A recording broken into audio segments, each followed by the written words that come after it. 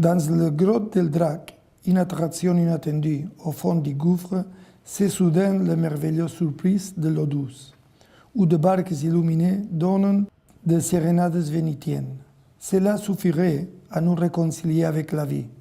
Si cette eau vivait, mais malgré sa pureté de guet marine, elle aussi paraît morte, comme tous ces spires blanchissent, comme ces ossements de la terre qui dorment et qu'on voit s'enfoncer sous l'eau. C'est l'inextricable, un vrai magasin de cordillère, immense salle en ficelle de pierre, colonie de coraux démesurés bric à brac de marchands d'habits, jardins zoologiques, franges d'échelles de Manille, sols pleurés, chenilles et passementières. Tout cela sans l'aide des hommes. Ni Bruegel, ni la Piranèse de Plisson, ni William Blake, ni Gustave Doré n'ont rien pu imaginer de tel. On étouffe dans le ventre de ces baleines qui est venu crever sur le rivage, entre les danses de ces monstres préhistoriques.